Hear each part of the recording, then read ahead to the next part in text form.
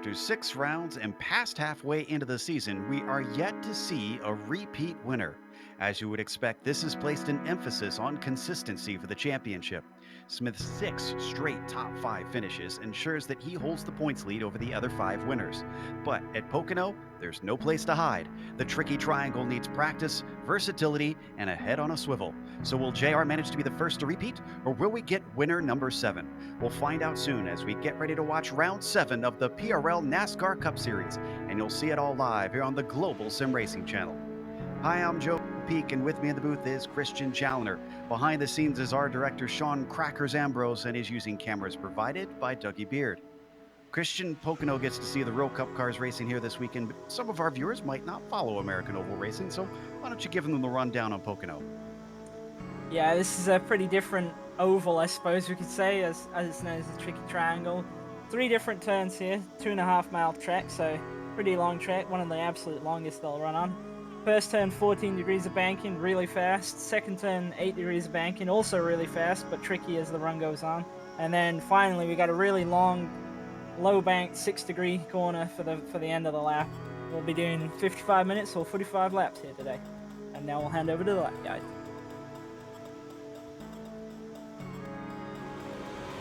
Hello everyone and welcome to the Global Sim Racing Channel. I'm Brian Yazek, taking you for a spin around the new Pocono Raceway in the GSRC Chevrolet SS.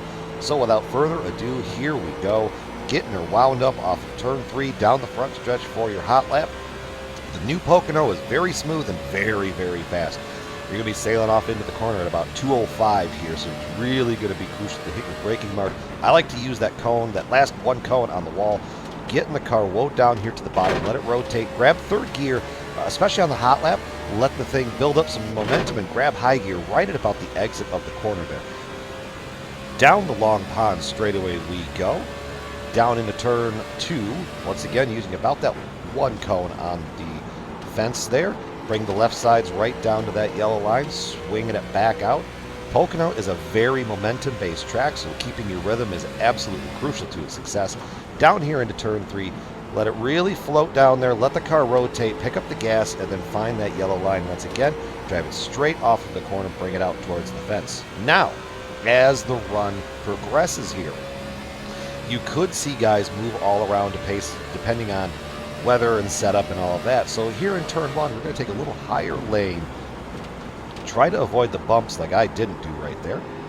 And then really let it rotate around and get a good head of steam down this long pond straightaway again.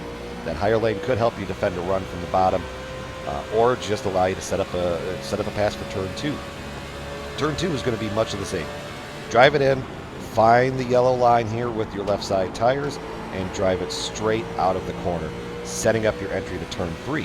Turn 3 here could be very interesting as the run moves on, because you can see guys take a very late brake mark, drive it straight into the corner, let the thing rotate around, grab the grip, let it rotate around, drive it straight off of the corner, get a big head of steam down the front stretch here, and then here we go across the line, and that is going to complete our guide here around the new Pocono Raceway.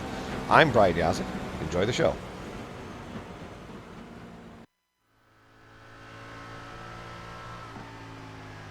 See a couple laps around Pocono to help guide our audience and introduce them to the so-called Tricky Triangle. But let's remind you that the PRL NASCAR Cup Series is brought to you by Star Title Company. Star Title Company LLC is a full-service title company handling closings for residential, commercial, construction, and refinances. Serving Houston and all major cities in Texas, you can find out more at NorthstarTitleTX.com. PRL NASCAR Cup is also sponsored by Established Traffic Control.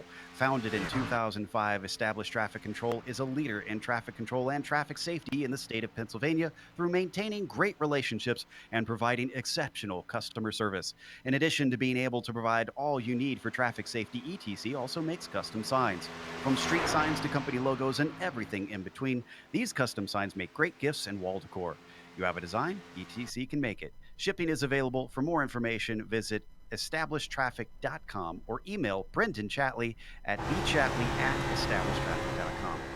And finally, today's race is brought to you by Whataback Racing, one of the many competing teams here in the PRL NASCAR Cup Series. A huge thanks goes out to them for chipping in to ensure this season gets covered. Let's take a look at the championship. starting with the drivers' points thus far. I mentioned earlier that there is one win for 6 different drivers in each different round. There you see J.R. Smith leading it, but we're not seeing him out on the track so far, so I'm not sure if J.R. is going to be racing today. Justin Rowden, Rob Haynes, Anthony Job, and Brenna Challey all moved up positions in the last round, but all are still behind those 203 points for J.R. Smith. We also have a team's championship, Christian. What are those looking like here in round 7? Well, no real surprise that Whataback Racing number 2 leads with 2 drivers in the top. And then their sister team, Whataback Racing number 1, is second in the points with Hard Knock Sim Sports number 2 in third. And we've got Forward Bite Racing and Redline Racing picking up 4th and 5th. And now, in case our viewers have not watched the PRL NASCAR Cup before, let's run down the race details for today. As we mentioned, we are in round 7, and they are running the NASCAR Cup cars. You can see the 3 different makes, the Mustang, the Camaro, and the Camry that you can choose from, but they are all balanced and equal. The setups are fixed on these cars, so it is down to the drivers how they race. Expect at least 1 pit stop. Now, it says 45 laps for the race length, but something to keep in mind there is they also limit the time. If it reaches 55 minutes, they throw out the checkered flag. So they will get a green-white checkered if they find themselves coming to that checkered flag under caution. I believe they'll get 1 try at that. They have an instant cap at 13, and drivers can be disqualified if they make too much contact out there. Hopefully we won't get too much of that today here at the Triangle. Right now, they are working on warm-up, just going around for some practice laps. They've been trying to do some pit parties, but Christian, if we're honest, we've been watching the pit parties, and the pack racing has not gone to plan so well thus far. Is this a premonition of what's to come, or is this sort of like a play where you want a horrible rehearsal and then you'll get a good race? Well, everybody's always a bit more aggressive in practice, so hopefully we won't see what's happening in the pit parties carry through to the race. But you do get a kind of an interesting scenario at this racetrack, especially as you come down to turn 2. It always seems like a passing opportunity because you get these big runs off of 1, and you kind of think that you can make it, but then the run always kind of tends to stall out as you get to their inside going into 2, and especially if this is happening for the lead, then you end up with this scenario where you then have 2 cars going too wide through 2, and it slows them down by about a half a second, and everybody else behind has to stack up. So I think especially restarts in the first 5 to 10 laps of a run, we're going to see a lot of action, but if it can kind of single file out after that, then probably see the whole rest of the race go green. And you mentioned those restarts. When we had the PRL Series truck cars, or trucks, I guess you could say. Anyways, NASCAR trucks here at Pocono, we talked about on the restarts how you can fan out, and we often see drivers fanning out very wide on that incredibly wide front stretch.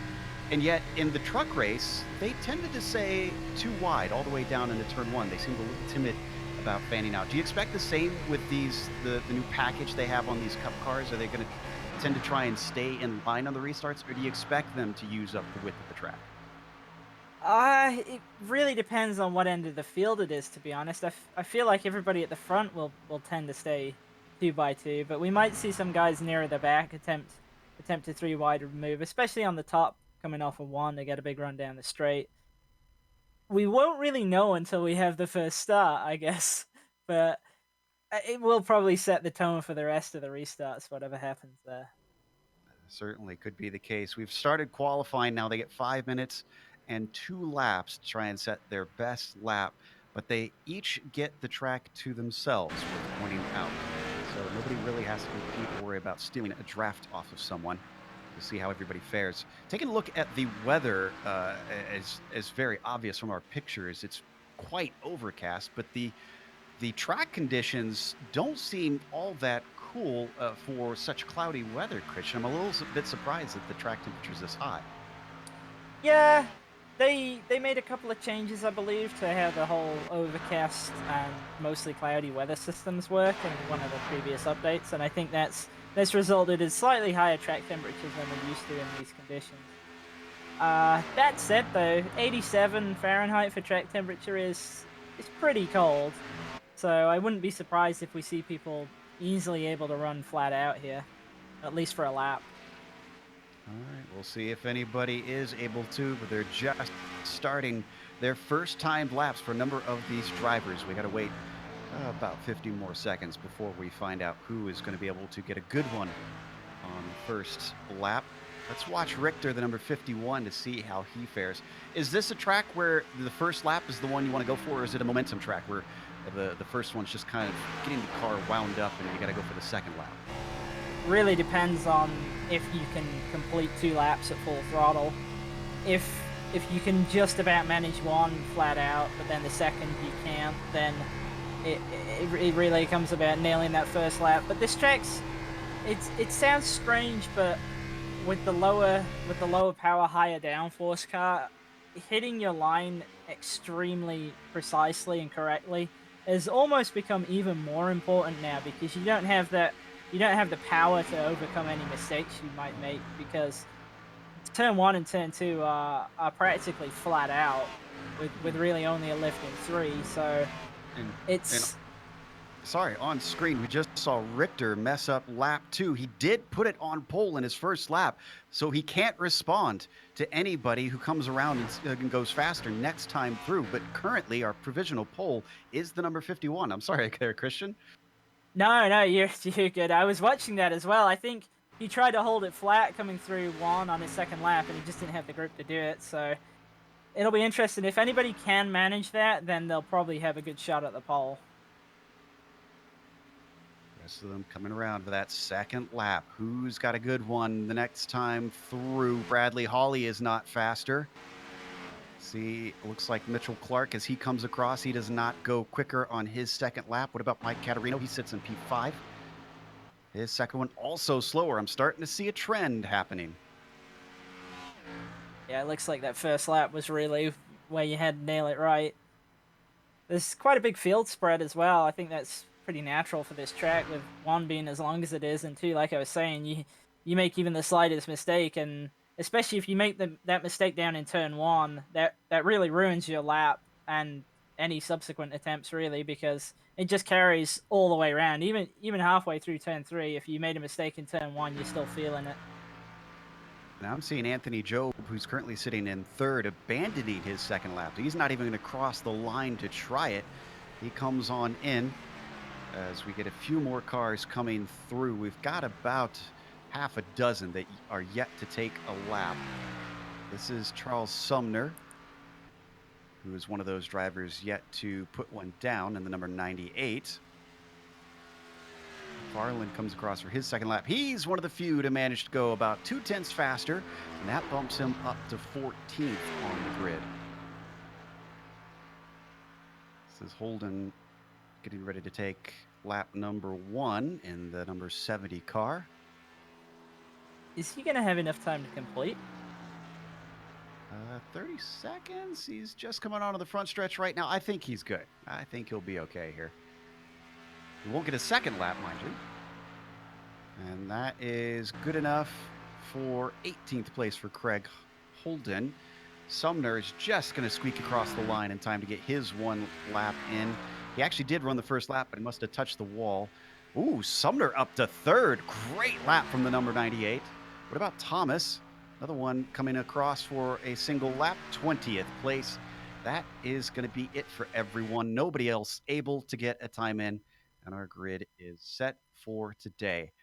Your starting pole sitter will be Mike Richter, with Bradley Hawley to the outside in P2. Then inside of row 2, it's Charles Sumner, who just at the end of that qualifying session got a good one in. Anthony Job starting in 4th position will be followed by Mitchell Clark in the next row, P5. Mike Caterino to his outside in 6th. Joshua Freeman, he'll start in 7th. He'll be followed by Robert Besaw Jr. in P8. Then you've got Josh Daniels in 9th, and Brennan Chatley will round out our top 10. Then we've got Rob Haynes and Colton Lane on row 6, Alan Dobbs and David Dreckman on row 7, Robert McFarlane and Jeffrey Ford on row 8, Colin Carroll and Adam Zemke on row 9, Craig Holden, and Rob Thomas on row 10. Get back to 20th place, it's Eddie Wildermuth, followed by the first car not to take a lap, Justin Rowden, who is in the session. I believe all these drivers should be lining up. I see everybody in here currently. Damaris Hickenbottom after him, Warren Austin, Eric Roberts, and Daniel Cervantes Moreno rounds out your 26-car field. Not too bad. Not a huge field, but there are plenty to cause a few problems out there. Hopefully there's not many as they grid up on pit lane and get ready to go. We talked about the limited fuel cells in these cars, 85%, Christian. From your experience, I mean, what are you thinking if we get this going green, about how far of a run should we see these cars go? Well, I believe they can do anywhere between about 22 to 25. It might be a little bit different with it being a fixed setup versus an open setup, but I definitely think it's going to be the usual one stop if it goes green for this league. They seem to like having the fuel set up to pretty much force a pit stop about halfway. There can be a little bit of strategy though, because there's a huge amount of tire fall off in, say, the first 8 laps, and then it really flattens off after that. So anybody who pits early is going to jump way out ahead. They're going to have like 2 to 3 seconds lap advantage immediately. But then it'll be interesting to see if they'll get rammed down when everybody pits kind of closer to the middle of the race. Like real world NASCAR, they do not have a limit on tires. So if we do get those cautions, from the sounds of what Christian is describing, looks like we should get drivers in even on very few laps under green just to try to get that tire advantage. They're currently pacing down the Long Pond Straight. Turn 2, referred to both as the tunnel turn, sometimes also called Indianapolis, as that is the track that mimics these 3 corners, all 3 based on other real-world tracks. And I believe, if I'm not mistaken, the only one that doesn't exist anymore is Trenton, the first corner. Am I correct on that? I believe so, yes.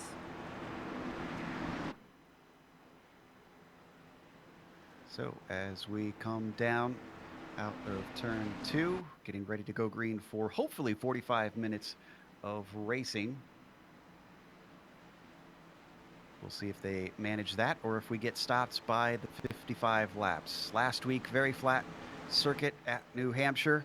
This week, pretty flat again, but drastically different, as we have 3 corners instead of 4. Or if you're talking to Stefan Schlacker, he calls them 2 when they're on ovals. All right, we've got the Mustang pace car getting ready to peel into pit lane. There's not long before they give you the green when that happens. Green flag is out. What kind of jump are we going to see from Richter? Not a very good one indeed. The 184 already carrying some momentum up around the high side. They might have a nose ahead by the time they hit turn 1. They're not really fanning out towards the back on this first start. They're mostly in line as they come down into turn 1, but Richter is going to prevail, take away the lead. And actually, Bradley Hawley is going to lose second place because look at Charles Sumner down on the low side, taking advantage. Yeah, I was surprised that he wasn't really able to hold on the top there, but now it's kind of gone single file at the front. We'll have to see what happens in the mid-pack through turn 2, where they're still too wide. And most of them are settling out into single file through that second corner. Josh Freeman really in the first battle at this point, down for 8th position. He's defending off of Brennan Chatley, the number 59, trying to ride the high side around turn 3, and so far it is working. Look at that, going the hard way around, and we got a caught. It's like Zemke involved in that. I think Zemke is the only one that really got turned around. This happened when he came together with the number 1. That's Robert McFarland. Managed to catch the car. And then there was another car that made contact. McFarland and Zemke made the initial touch. And it looks like Cervantes Moreno also got a bit of it. I'm surprised there wasn't more cars caught up in that, actually. The 24 was really lucky to sneak through on the bottom there. Watch from McFarland's gearbox. After this, I'd love to see an onboard with Warren Austin. He had did a great job of keeping out of the incident, even though it happened right in front of him. He's the red car you see on your screen right now. Woo! Look at the catch that McFarland had to make. This is Austin's view. Let's see the cars drift up, and suddenly they're coming down in front of you. Wow, thread the needle.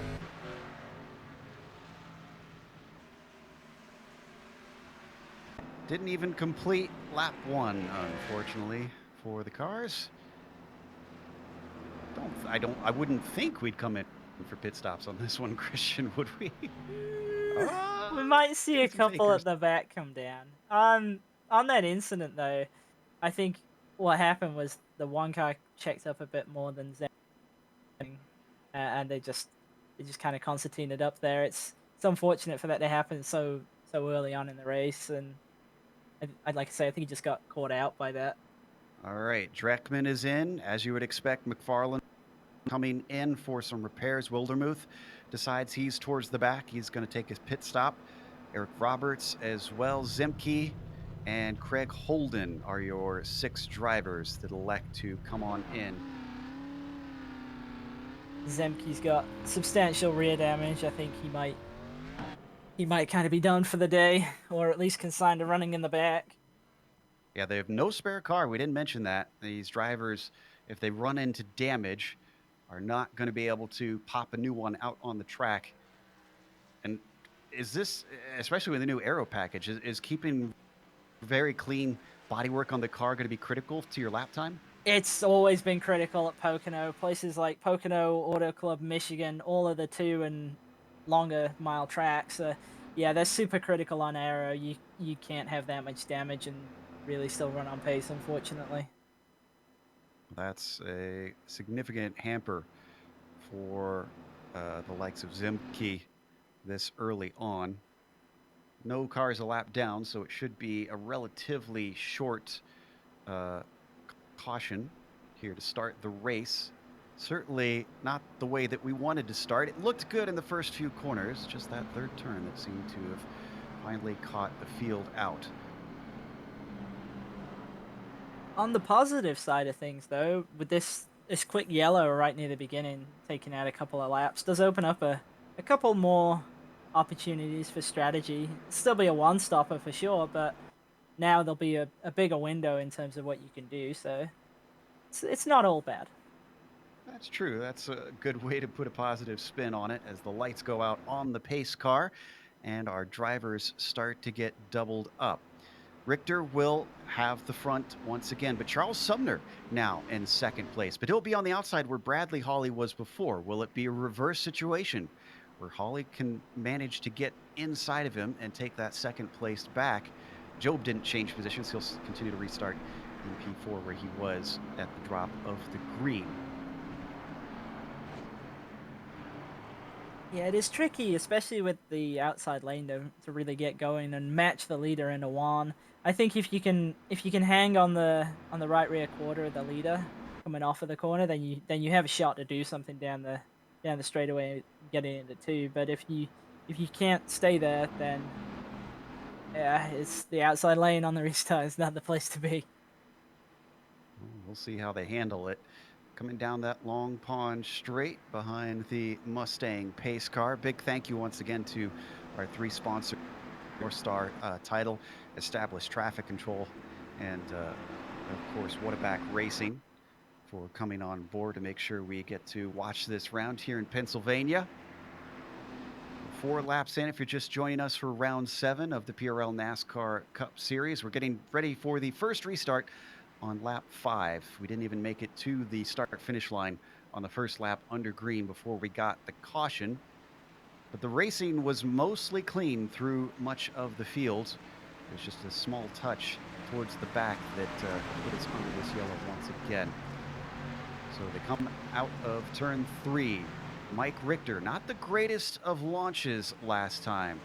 Could be Charles Sumner, who pulls the same move to see if he can get the run. No, he will not. Green flag is out. Mike Richter is off like a shot.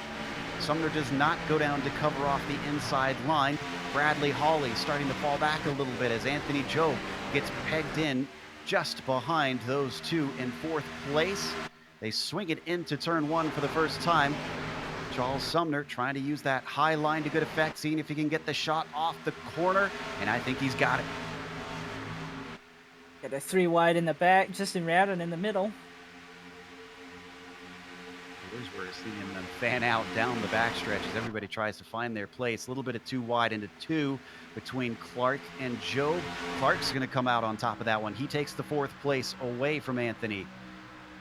Looks like Bradley Hawley getting right up behind Charles Sumner, giving a tiny bit of a buck draft before they get into turn 3, but backs off. Now looking on board from Hawley's perspective. The number 98 ahead of us is 2nd place, Charles Sumner. They are dropping off of Mike Richter by just a few tenths, but not huge losses as they finally get the first full lap under green.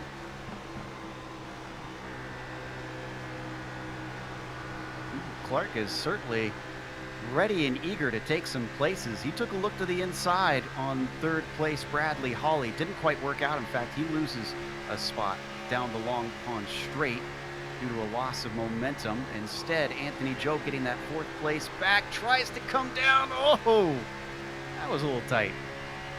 Yeah, you can see kind of what I was saying there. If you go 2 wide through 2, you'll lose almost a half a second. So that really stacked up everybody behind. Oh, we've got an incident in 3. The one in the wall. Josh Daniels, no caution. How did this happen? Oh, he got a little bit of help. Jeffrey Ford. And watch it up top. Moreno once again finds himself trying to stay out of trouble in turn 3. There you see the 07 hitting the wall, and Moreno actually took to the grass to get away from the incident. Daniel's perspective, definitely tell he got tipped there, and then harsh damage to the front right of the car.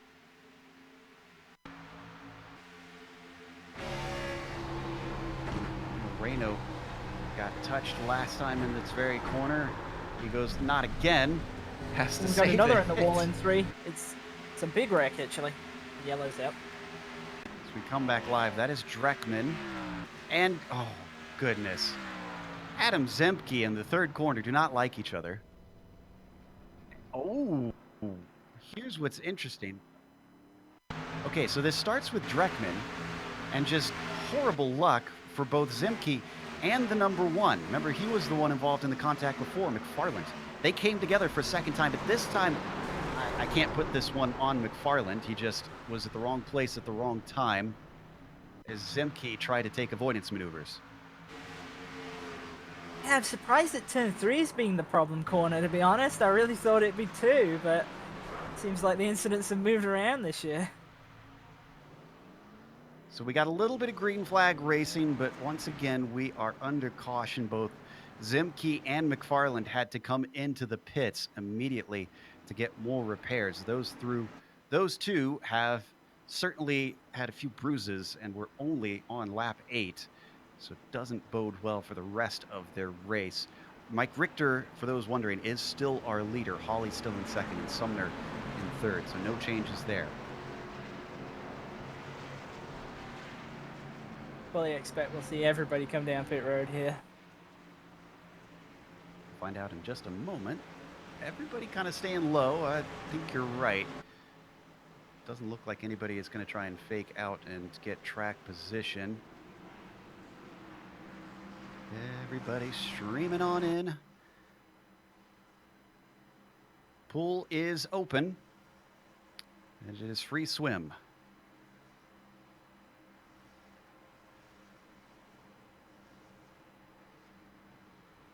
Drivers now coming down to their pit stalls. Anybody gonna miss? Oh, looks like Charles Sumner had to back it up. So did Richter. Just missed his stall. It's very easy to do. It's kind of a high-speed pit lane if there's such a thing, and it's really easy to slide the box here. Colton Lane. What happened to Colton Lane? Did he miss his stall, or did he just do 2? I think he did 2. It's an interesting call. I mean, I haven't had that many laps on the green, but I don't know. The wear is extreme here, especially in those first couple of laps. So we'll have to see if he can hold on to that. What's it going to do to his balance as well? Is it 2 tires a bit risky in terms of that? I feel like he's gonna get down to turn 1 and he's gonna regret his decision when he turns the wheel and nothing happens. Oh boy, Colton Lane should take the restart at the lead unless he, as you said, regrets his decision and comes back down pit lane this time through. Now we do have David Dreckman, who stayed out. I'm not sure if he's coming in this time. Was he just simply trying to get a lap back here? I'm not sure. I don't think he was a lap down. I'm wondering if he's just wanting to lead a lap and then he'll come in. That could be. The only car in the whole field that did not pit at all this caution. He did come in last time, if I recall. Yes, because it looks like he's had one stop so far from what I'm seeing in time and in scoring. He's not coming back in, though. Oh, no, he is. Okay, so late call. There we go. David Dreckman not really wanting to be up front on old tires. Yeah, he'd probably want to fix some of his damage as well. Not looking too good on the 33 machine. Finds his stall, brings it to a halt, and all the field rings on by. Lights are already off on the pace car. Colton Lane is going to have the inside on the restart. But how good of a restart can he get on those tires? Going to be start at 11 laps in. This is the thing, really, is that he's going to get an okay pole. That's not really where the tire disadvantage is going to hurt him. It's going to be what happens when he gets to 1 and if he can actually hold enough speed through the corner. And if he can't, then it might be the first time we see a big run from the top line to his outside. Ooh, so many question marks here on the restart. But I do love when we get a little bit of variety in the strategy instead of everybody employing the same thing. At least it gives us some questions and certainly some excitement, I'm sure. Now, the other drivers might not want that excitement, depending on how fast the number 60 car can be on this restart. Let's hope we don't get another caution right away out of this. Already the cars double file coming from the tunnel turn through the short chute into turn 3.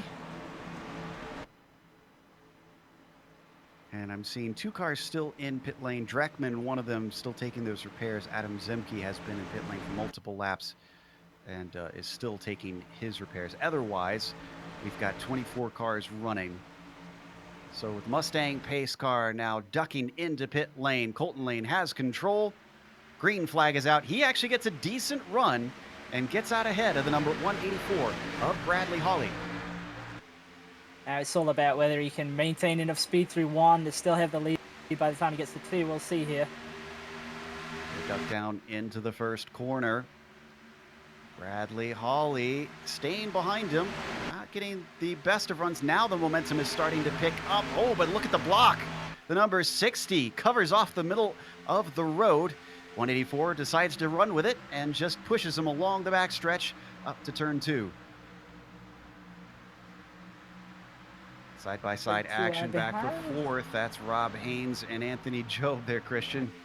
Yeah, it looked like it was going to get really interesting with I think it was Job who just had his left sides under the line, and that'll make you. Oh, we got a wreck behind him 3. It's a big one. Oh, it's a really big one. Mitchell Clark involved. Robert McFarland gets caught up once again.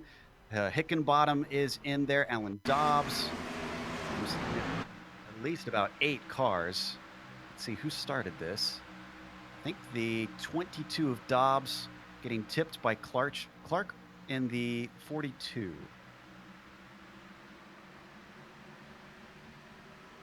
Then everybody behind just with nowhere to go. He just piled in. Poor Justin Rowden almost avoided it, but he clipped the outside wall, drifting wide to get out of the way. I mentioned Dobbs in there, Hickenbottom, Roberts, Freeman got caught up in it, Wildermuth. In fact, I think the only driver to make it through clean is Moreno. Again? He Again? made it through a 3rd one? Moreno.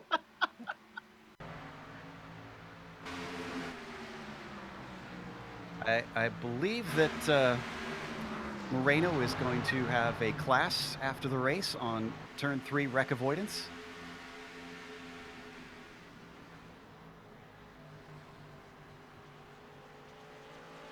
He's Just definitely went low used again. up all his luck. Well, I mean, if he's got any feline in him, let's see, that was 3 lives, so he's got 6 left. Great view on board of him having to actually come back to the track so that he doesn't rush down pit lane there. And Alan Dobbs getting on the radio asking for, I think, a review of the incident with the 42.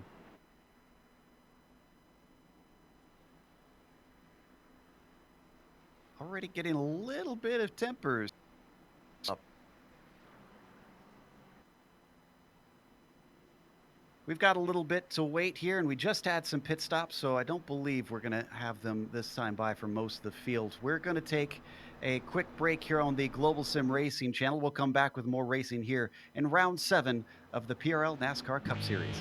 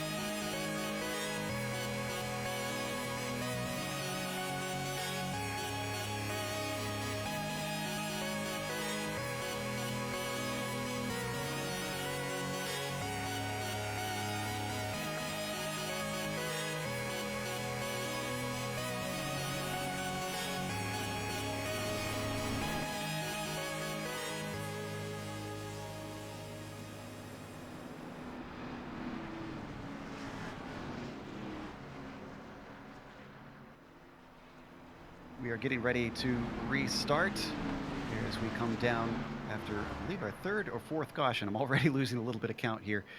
Restart on lap 16 of this either 55-minute or 45-lap race, whichever comes first. I'm not confident we'll be able to reach the 45 laps. Christian, though, during the break, you were telling us about a driver that you've been watching who's steadily climbing despite not a lot of laps of green. Yeah, Justin Rowden. I know we talk about him a lot, but he did start 22nd, and he's already up 10 spots to 12th. I know he grabbed the wall just a little bit, but I checked his car over. He looks like he'll be okay. So it'll be interesting to see what he can do on this restart, being on the outside in row 6. Still an impressive climb up the order for the number 21. As they come out of turn 3 yet again. And Colton Lane is still on the inside of Bradley Hawley. Colton on slightly older tires. Pace car is in. Green flag is out. Great jump from the number 60. The 184 already under threat from the 98 down to the inside. He's going to get a little bit of a push from Rob Haynes in the number 29. That orange machine you see behind him. That manages to get him back ahead of Sumner. Sumner down low, still tries to see if he could get back to second place. I'm not sure that there's anything doing there. We got Mike Richter's trying to make some spots back up after his pit road mishap. He's looking for a move down into turn 2 right here. Yeah, to his outside is Caterino. Caterino's going to give up the ghost on that one. Maybe a 2-for-1 here because Job up to the high side now finds himself unable to go low with Richter there. Down into turn 3. He's given space, but he's all the way down to the rumble strips, and yeah. Very tight. Everybody made it through, thankfully, this time. We get a full lap under green. Your leader still Colton Lane. Hawley giving chase down the front stretch, almost looking to the inside, but deciding better of it as they come into turn 1. Third place, Rob Haynes now, who managed to get by Charles Sumner, now setting his sights higher on the podium. And one thing you might notice is the draft is extremely powerful here. If you even get stuck out in a solo car, you'll go to the back of the line very quickly. Some lap traffic. That's number 22 of Alan Dobbs trying to stay out of the way. They get through turn 2. What about turn 3, though, as more cars look to take evasive maneuvers to get around the lapped car? And I think we're going to have a pass to the lead because Bradley Hawley gets a nice launch coming off of turn 3. Colton Lane up on the high side has no defense, lets him down through. Could the number 29 of Rob Haynes follow him through? Going to give a little bump, a little bit of help down to turn 1 for our new leader. Seeing if that helps him take second place. Oh, cars drifting up a little bit high behind them. Thankfully, nobody getting into one another, but a few looking awful shaky.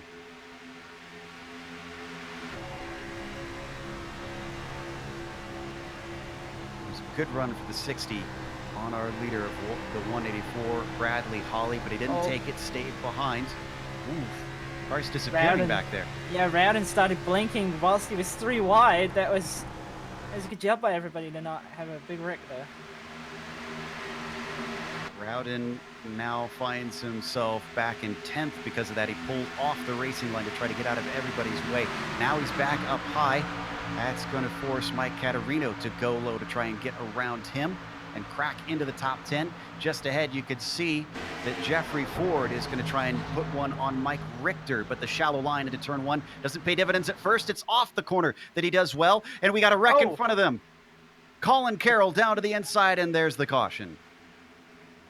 That is a shame for I say he was up 10 spots from where he started. He was making moves there, so I was going to end it today. It is up the 7th position.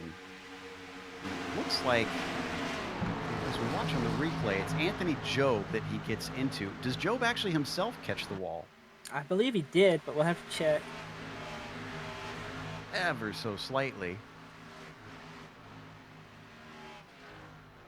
But Colin Carroll also drifting up high, caught the side of him. That bumped him down low, and from there, he found himself absolutely speared into the safer barrier on the inside.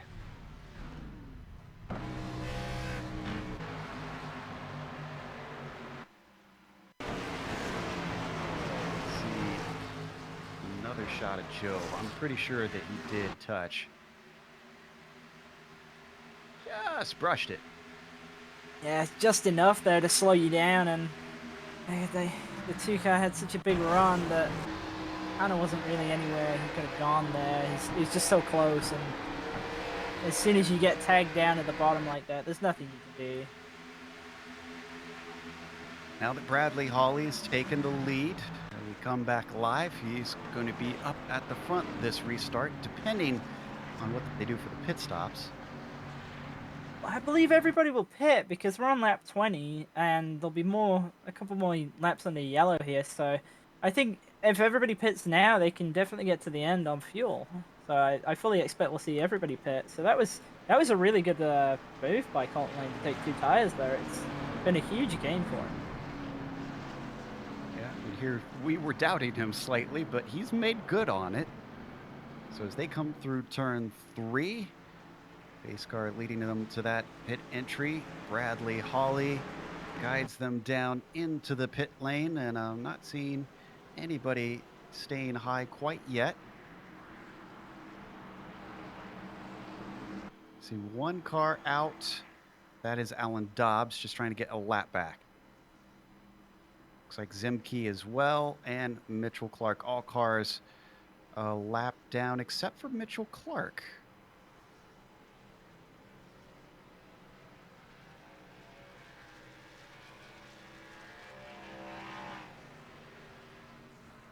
That car you see very damaged, that is Josh Freeman, who is 7 laps down. I think he's been taking repairs the majority of this time. Out across the line. Ooh, did Haynes beat Colton or Bradley Hawley out? No, Bradley Hawley, our leader, went from 1st to 3rd, and Colton Lane is back up front once again. And that 2-tire stop really did work out for him earlier, and now he's back in the lead with 4, so it'll be interesting to see what he can do. Wow, that was a fantastic stop by Colton Lane. For a second, I thought it was him because he's so similarly painted to Hawley that got jumped by Haynes. I can't believe that Hawley lost 2 positions in that. Did he overshoot his pit? No, he didn't.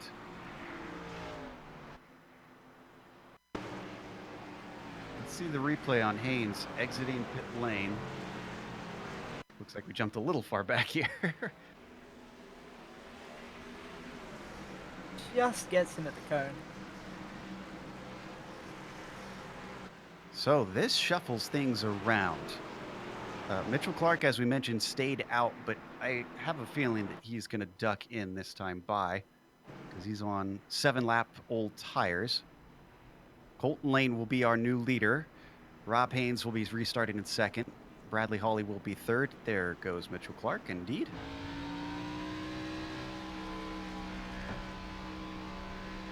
Brendan Chatley as well from 10th on the grid, now restarting 4th on this one. Yeah, he's been kind of having a quiet night, staying out of trouble, and moved up.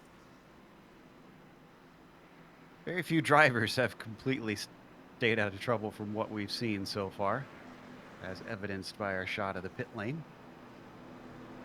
Yeah, we got a lot of damaged cars. I think that was in either the 2nd or the 3rd yellow when we had that big wreck off at 3. There was at least 5 involved with that, so it's taking a substantial chunk out of the field.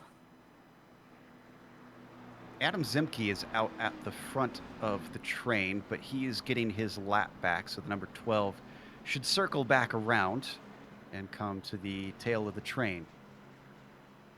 But we're not double file quite yet, so he's going to get waved by this time by when they cross the start-finish line. He's currently 10 laps down as it stands.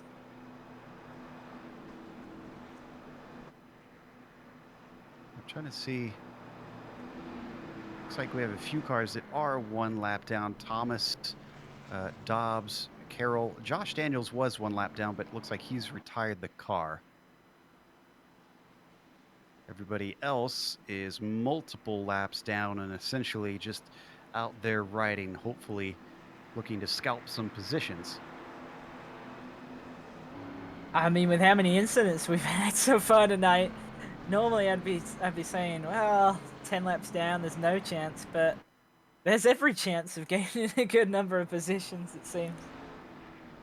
Yeah, and especially if you're in a championship hunt for some of these drivers, it is worth at least trying to trudge on until it gets later. And hopefully they won't be in the way too much. I don't think we will. It's a big, wide track. We should be able to get out of there as the number 12 is finally waved by, and now our leaders start to double up.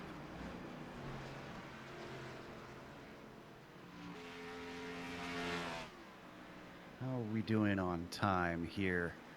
I believe we've around 20 minutes left to go, I think I'm seeing. Might be close to that. I'll just have to check that for you. 21 minutes. All right. And again, for those of you just joining us, this is round 7 of the PRL NASCAR Cup Series, and it is time limited if they don't reach 45 laps. They are just past halfway, just now, but they're past halfway in the time as well past halfway in the time. So they're going to have to get some more green flag racing if they want to reach 45 laps, because at this pace, they certainly won't get to the checkered flag on amount of laps. Coming down that long pond straight, following the pace car for yet another time. We have 18 cars still on the lead lap. I'm seeing Daniel Cervantes Moreno going to the tail of the field. Not sure what's happening there. I guess he just came out of the pits. I feel like everybody can easily make it on fuel from this point, so I'm not sure if he was topping off or not, but definitely should be able to make it. All right, who's going to make it first down into turn 1, though? Because now we've got Rob Haynes. We haven't seen him restart on the front row. Colton Lane with 4 fresh tires this time could still easily manage to get ahead of him, but we saw at the first start that it isn't always the case. Pace car's in, green flag is out. 60 gets a great jump over Lane. Already you've got Bradley Holly threatening to take that second place away. Brendan Chatley and the ETC car trying to help both of them move their way forward. 2 wide down into turn 1 for the second 2 rows out on the track. Second place being contended. Haynes up on the high side trying to carry his speed. Colton Lane covers off at low at first, then he comes back up high, blocks the momentum of the number 29. Bradley Holly can't do anything with it. And look at Justin Rowden back there as well. He's now moving to the 6th place, making some aggressive moves, weaving back and forth through the traffic. Yeah, it's a crazy move right there. He just had enough space to pull it off. It's pretty cool. Looks like Haynes going to lose that second place to Holly, who finally solidifies it coming out of turn 3. Oh, or does he? The 29's coming back low. He's going to try and take it right back. He was on the high side last time around on the restart. Can he get his nose in on the low side? Make better use of that. Ooh, on entry, it's not looking good. Radin tried the same move again, but he looked like he got slightly too deep into one, lost a bit of momentum. Had to duck down low to keep from getting hit by Chatley as they came off of turn 1. Still Rowden up to P5 with all he's been doing. A reminder, he started this race in 22nd. I think he's going to get up to 4th because he's got a nose in on Brendan Chatley as they come down into turn 3. Chatley bobbled in the middle. A lot of action behind him. Look at that. Back there was Sumner in 6th place. The number 91 of Anthony Job blocking in the car of Mike Caterino. Has nowhere to go. Same thing with Robert Besaw behind them. A little poke from Jeffrey Ford, thinking he could take advantage of it, but he decides better of it now that they swing into 1. Looks like the 91's trapped on the bottom here. The top line's where all the momentum's at, and he's just going backwards now. Caterino. Whoa! Caterino going down low suddenly as they duck into the tunnel turn. But with that move, he loses ground on Charles Sumner in the 6th position. This checkup with the 91 is causing problems as Jeffrey Ford nearly gets into him, and somehow they avert disaster back in turn 3. Wow, that was close. I'm so surprised the 91 didn't go around there, because he did get to his bumper. He just somehow didn't turn him. That was very lucky. And, Richter in among there in the number 51. Remember, he used to be up at the front. He was our pole sitter, and a mistake in the pits unfortunately set him back in the pack. He's thinking about 3 wide, but now he decides better of it. He comes back in behind. A little bit of a blinking car behind him. That's Warren Austin.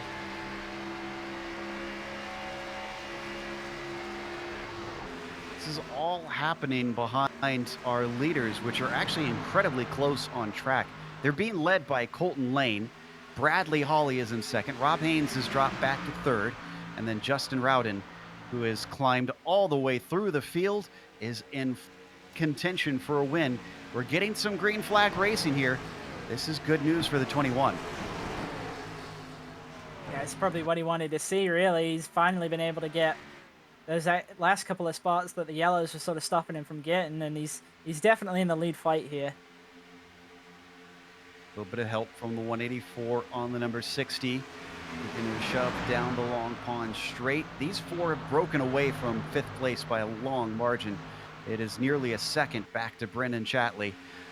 Down to the inside for the number 21. Rowden's got the space.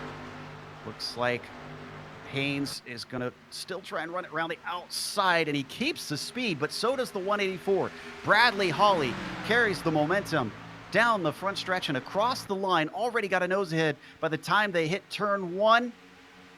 Looks like Rowden's not done with it either. He's going to try to follow him through, not just to 3rd place, but also looking for 2nd. That is Colton Lane up on the high side, really losing out. He has to get out of it big time, and he loses all the positions just like that in 1 corner. Yeah, he kind of ran high into 3, and then and then we got a yellow. Yep, Jeffrey Ford looks like he's involved in that. That happened when he made contact with Mike Caterino. I almost put this one on Caterino. Looks like he hits the wall and bounces down.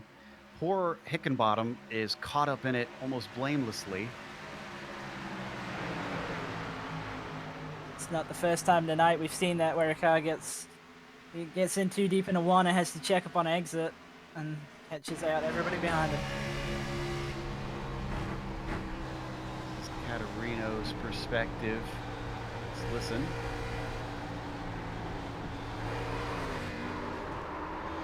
Did he actually hit the wall? I'm on board. It didn't look like it. Even if he didn't get in the wall, he definitely checked up almost as though he did catch the wall.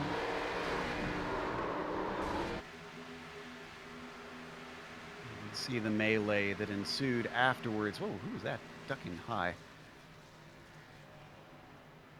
Let's see Damaris's perspective of this. He was the one that unfortunately found the car bouncing back across the track and in his way. He went low to avoid the other part, and then unfortunately, let's see what happened. It was very hard contact for the 09. Yeah, he just got hooked around, didn't he, by the car coming back up the track. A jillion reasons to go get repairs, unfortunately, for that purple machine. They're coming around to the pit entry here soon, so we should see probably just about every driver come in. I think we're down to about 15 minutes left on the clock now. Yeah, I'm just looking at the clock right now. It says about 13, so we'll probably have about 10 minutes to go when we go green. And as expected, pretty much everybody's going to come down. We were under green plenty long enough for the tires to matter. Few drivers staying out. Cervantes Moreno is one. Looks like Colin Carroll. Carroll is laps down, though. Moreno, I think, the only one on the lead lap that stayed out. I'm kind of curious as to why you would do that. I'm assuming he's going to come down on the 2nd time. Now, Hawley lost the lead last time this happened. So what's going to happen this time? Is it a better pit stop? Oh, yes, it is. Definitely much better for the 184. Back out in front by a wide bit of Rowden. Comes out in second place. What a run this is going to be for Justin. Let's hope he can continue into the checkered flag, which we'll give to you in a little bit. Now that pit stops are over, we're going to take a short break here on the Global SimRacing Channel. Again, we are watching the final laps here in round 7 of the PRL NASCAR Cup Series, so don't go away.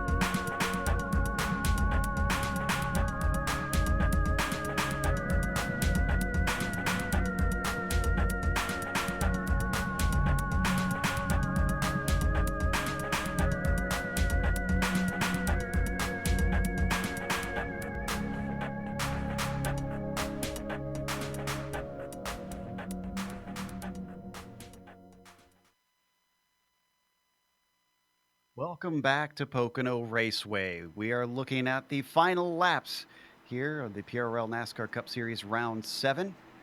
So far, our leader is Bradley Holly, but it has swapped back and forth a number of times. The one driver who hasn't led up at the front yet is Justin Rowden. He had to make a big climb. We keep making a big deal out of this, but it's because Justin is second in the points, so it is important that he managed to do this and put himself in contention for good points haul today. Now, will they be able to get to the checkers under green? That's a big question mark. They do have one green-white checkers. They are on a timed race at this point. They will not be able to make the 45 laps completely that were scheduled for this race. Mustang pace car getting ready to peel in for another restart. Going to give control to Bradley Hawley. As they come off of 3, pace car is in.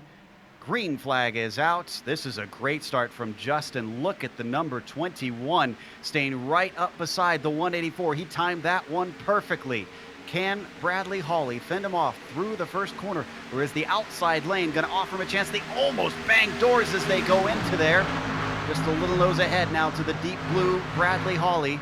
Oh, but look at the speed up on the outside. There he goes off like a shot. Justin Rowden to the lead. Almost full wide behind them. It's going to be 3 going into 2. Is it going to... Oh, they've hit each other. And Teammates. That was Colton Lane pinwheeling into the wall. More cars catch it. That's Sumner. Robert McFarland gets a little piece of it. Richter has a lot of damage.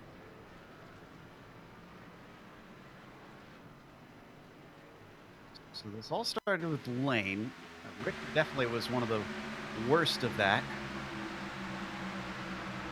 Lane just finds himself spinning repetitively up on the high line after he gets hit a second time by Sumner. And then Sumner gets bounced down into, initially, actually, Anthony Job, I'm seeing. Anthony Job takes the first hit, and then it's Richter who comes upon the wreck with no place to go. He had to duck low to get past the number 60, and then as soon as he cleared that, Sumner finds himself shooting upwards right in his way.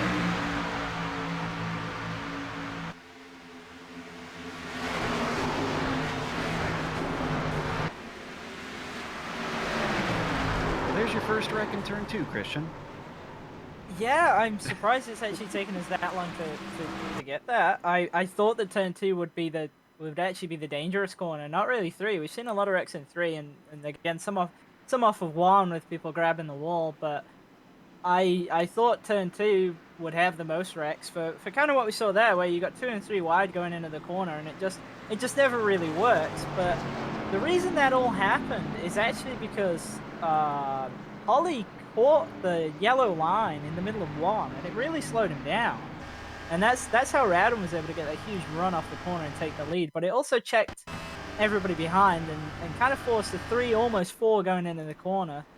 And it just, like, everybody tries it, but it just never works. 3 wide into turn 2 at Pocono it always ends in a wreck. And unfortunately, let's see, where is Bradley Hawley on the teams? I believe that Lane and Hawley are actually teammates. So that makes that incident even worse. It was those two that made the contact together. It's definitely going to be interesting afterwards.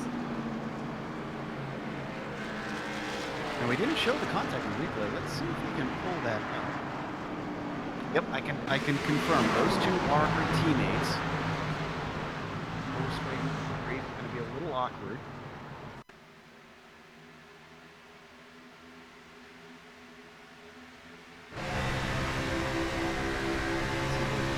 Coming down as we ride on board with Texas driver Hawley. Stuck in the middle. There's the 60. There's the contact.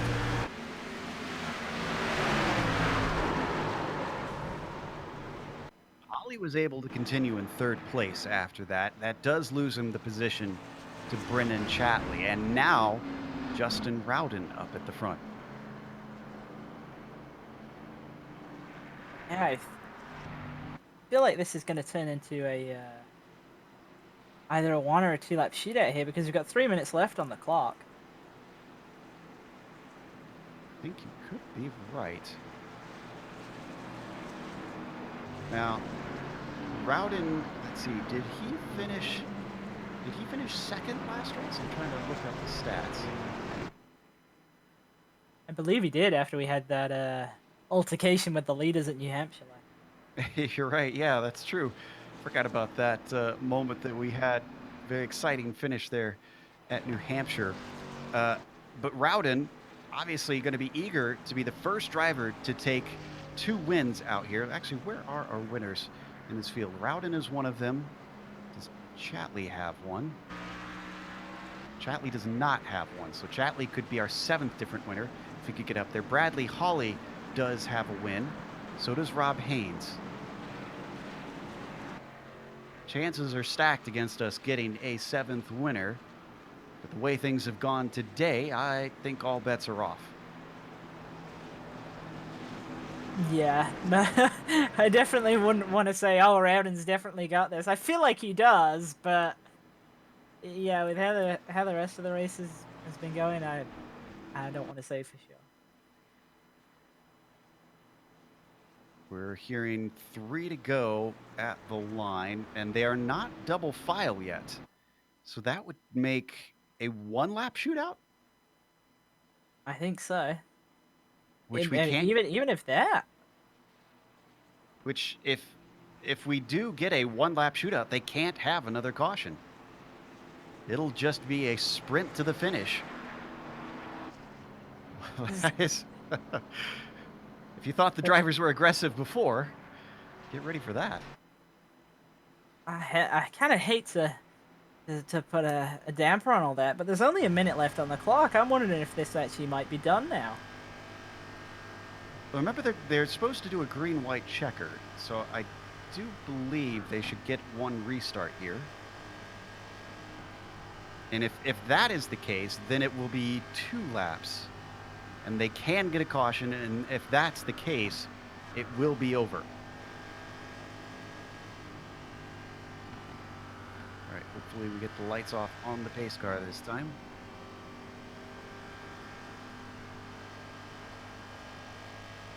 Across the start-finish line. Didn't see the white flag out, so maybe we will get a restart.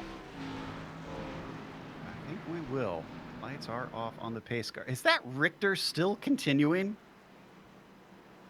I think Mike Richter's trying to limp the car around to the finish. Hey man, when it's 1 to go, you gotta try and hope it makes it.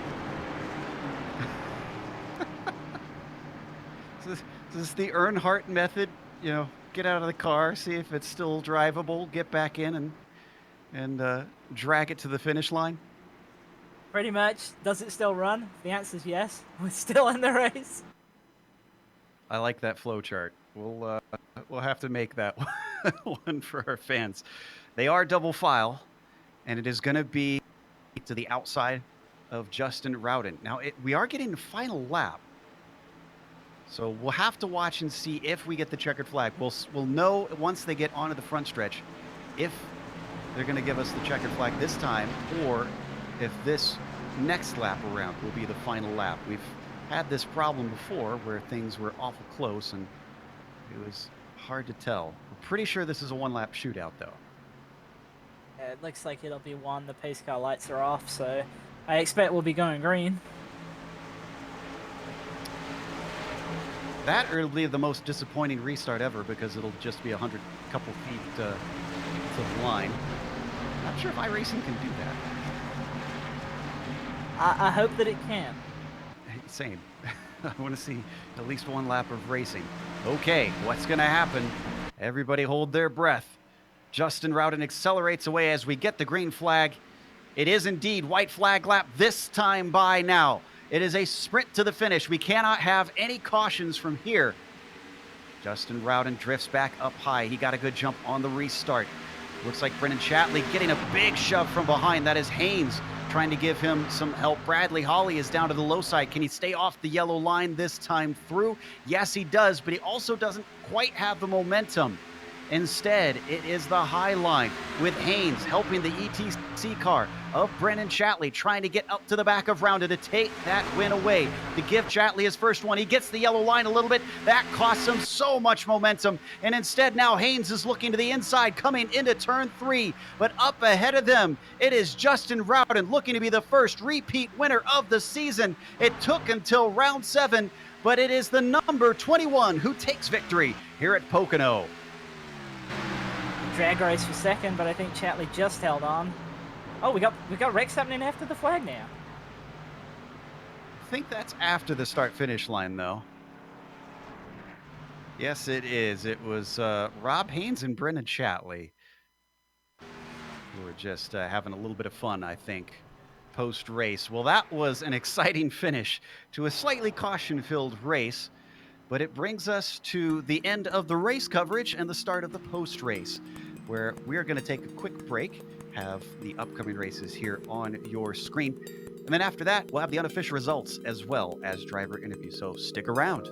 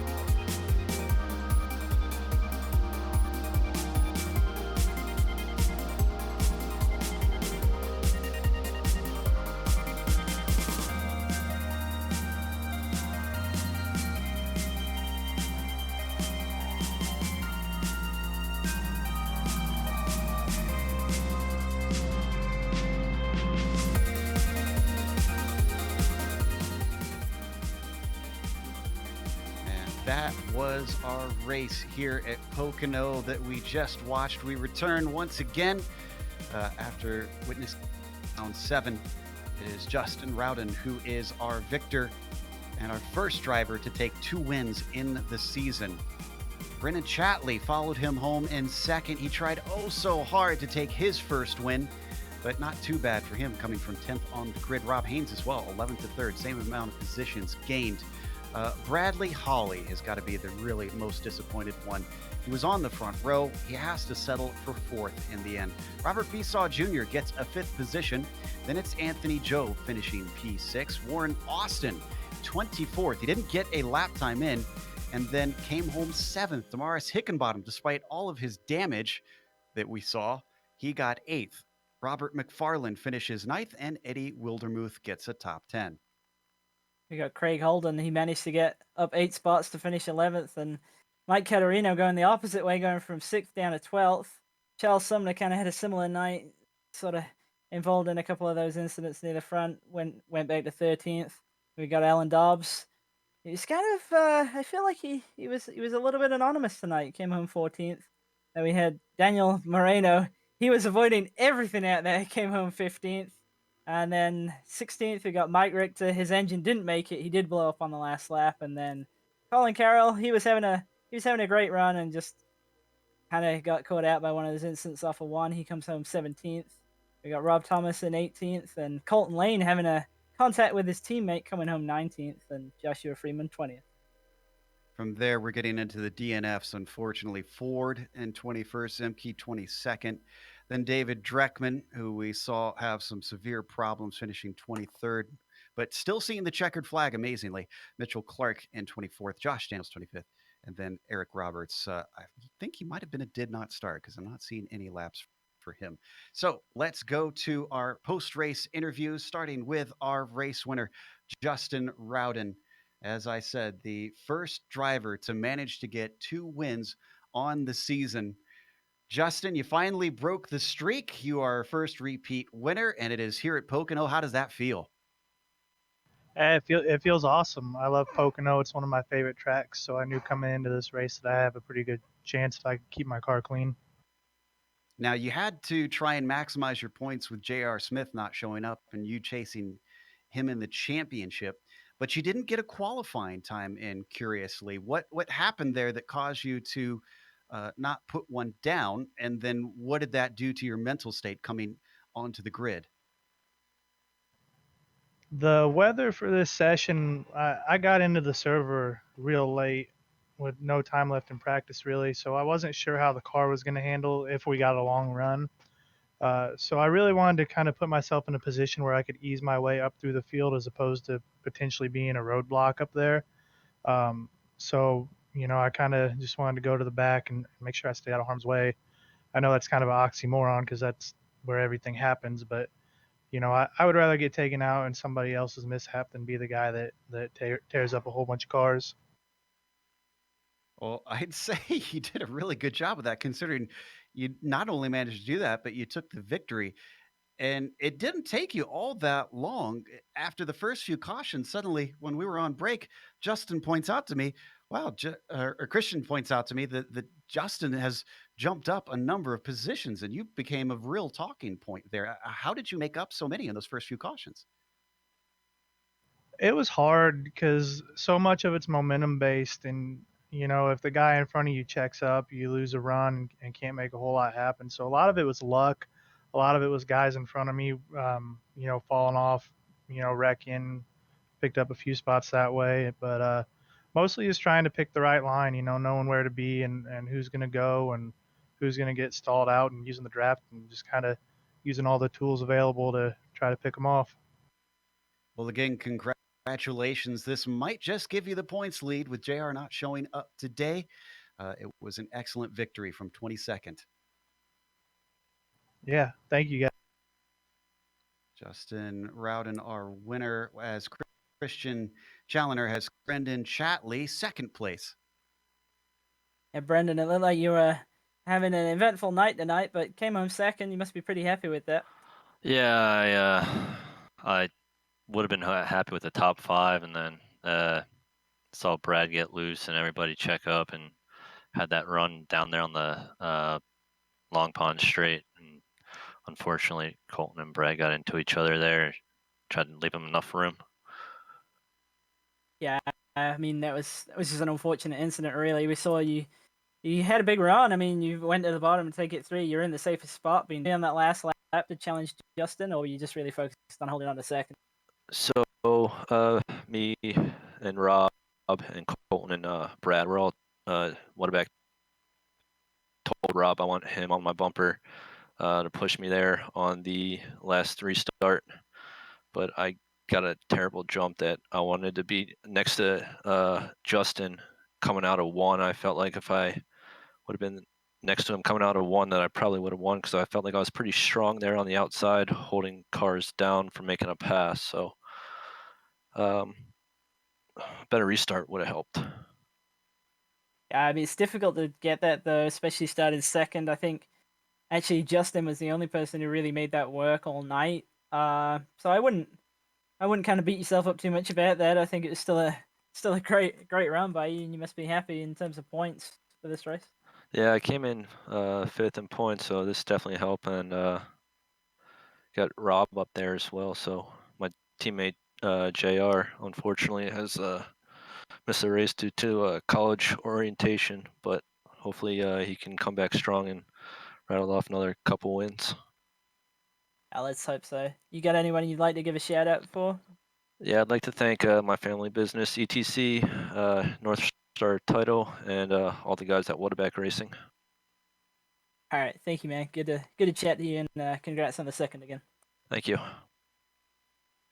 That was second place finisher Brennan Chatley. We have third place finisher Rob Haynes out here as well. He was much like what we saw with Chatley, climbing up through from 11th to this podium finish. And like we saw with our winner, like in the early stages of the race, Rob, you really make good inroads to get yourself up front and kind of out of the chaos.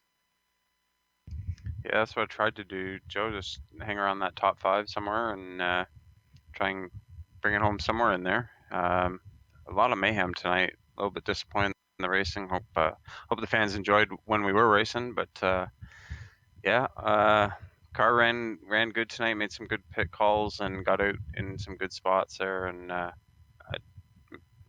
managed to get through without hitting anything. That's I'm good with that.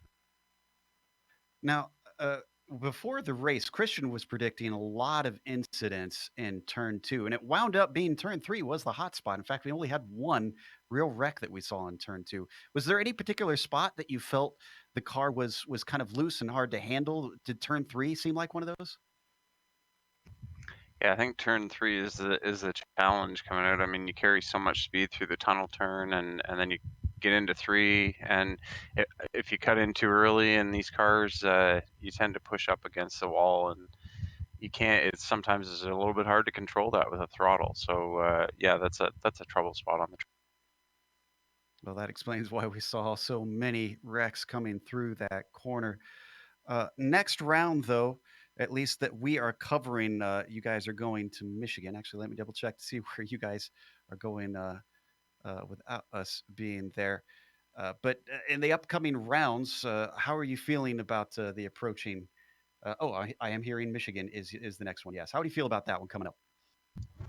Yeah, I think that should prove to be a good race. Depends on the weather. I mean, we'll see if it's sunny and or if it's cloudy. I mean, that changes everything. So I think that's going to play a part in it, the weather, and I'm looking forward to it. I think I got a good place in the standings right now. I'm not too sure where I am. I know I'm somewhere in the top 5, I think, and as long as I can carry that momentum and keep these top 5, top 3s going, I'm having fun.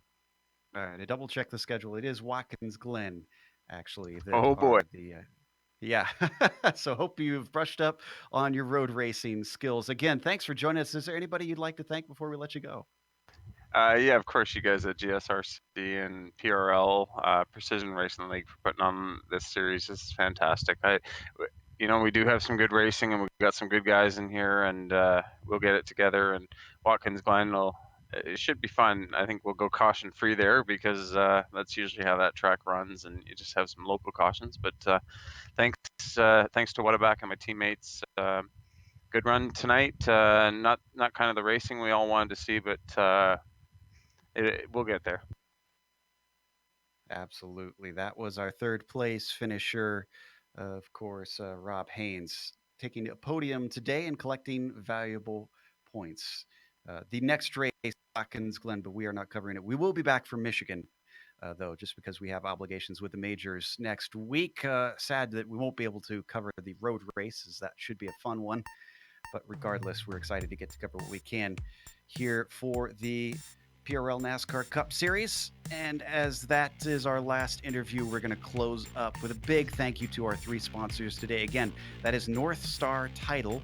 If you want to check them out, they are at northstartitletx.com. Also, Established Traffic Control. Their website is at establishedtraffic.com. And also, finally, of course, the Whataback Racing team for contributing to make sure that we get as many broadcast races as possible to air. Thanks to the companies that provide the software and hardware for our broadcast listed here on your screen. Additional thanks go to June Lalonde, who provides our wonderful music. See the screen for how to get a hold of more of her great work. Thanks to the team today, Christian, Sean, and Dougie. If you'd like to find out more about GSRC, including upcoming races, you can find it at globalsimracingchannel.com. You can also check us out on social media. We're on Twitter at GSR Channel, Facebook at Global Sim Racing Channel, and Instagram at GSRC_Graham. Head on over to our YouTube page when you get the opportunity. Make sure and hit that big red subscribe button so that you don't miss a moment here on the GSRC. As we mentioned, the next race that we are covering is going to be at Michigan. That'll be 2 weeks from now, Sunday, August 11th at 8:50 p.m. Eastern. We also have upcoming races for other series listed on the screen, so check those out and mark them down on your calendar. But until next time, race clean, race hard. We'll see you on the track.